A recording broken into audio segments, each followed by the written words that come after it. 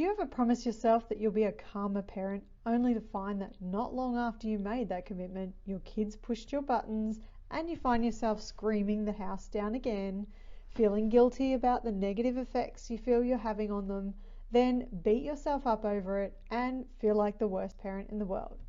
Well, if you can relate to that, you're going to want to watch this video, because in this video, I'm going to help you to learn 5 simple words that are going to pull you right out of that cranky mindset and get you solution focused about the challenges you face. And if you resonate with what I'm talking about and you want to take a deeper look into how you can tame your temper, you can head on over to tameyourtemper.com and take a look at my 28-day Tame Your Temper Parenting Challenge ebook. Okay, so are you ready to find out what those 5 words are that are going to pull you out of anger? Here we go. Today we are going to talk about being in conflict with reality.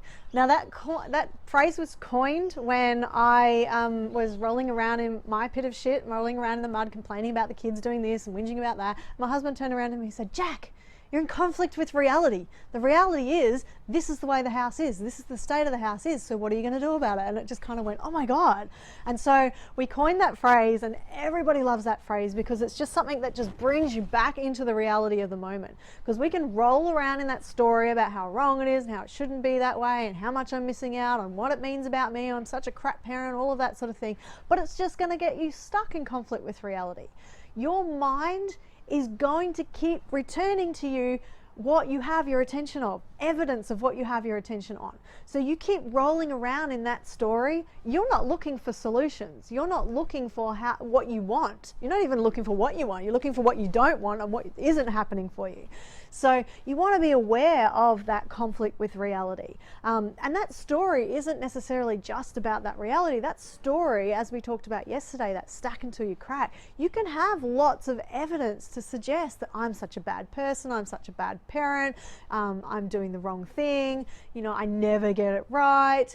We can have this whole story that we play out about ourselves even, and our approach to life. So what we've got to do is recognize that those things that we tell ourselves, like, don't believe everything that you think. That's the message for today. You created these stories, in the past, and you're not even living in the past. You're living in the present right now. So the past doesn't even exist until you bring your attention into the present with your awareness. So when you are dealing with the kids, again, I want you to just go one step further and recognize when you're in conflict with reality and how often that prevents you from looking at the real picture of what's going on in front of you and being solution focused about it. I want you to be able to look at the situation with the kids that, where maybe they're fighting. If they're fighting, okay, that's the reality. You don't have to like your reality, but you do need to accept the reality and go, okay, here we are. So what do I want? How do I get it? And what's my plan? Because if I roll around in this story about what does it mean and what does it mean about me, it's going to keep me stuck in hating this moment and being in conflict with it. Get out of that story. Say to yourself, Jack, you're in conflict with reality, or whatever your name is, obviously. And get into alignment with reality. If this is where you're at in your life, wherever it is, whether it's the kids fighting, whether it's a challenging relationship, whether it's a job you don't like, whatever it is, this is your reality. And the only way you're going to get out of that reality is by accepting it. Not accepting it and putting up with it and not doing anything about it, but accepting, hey, here I am.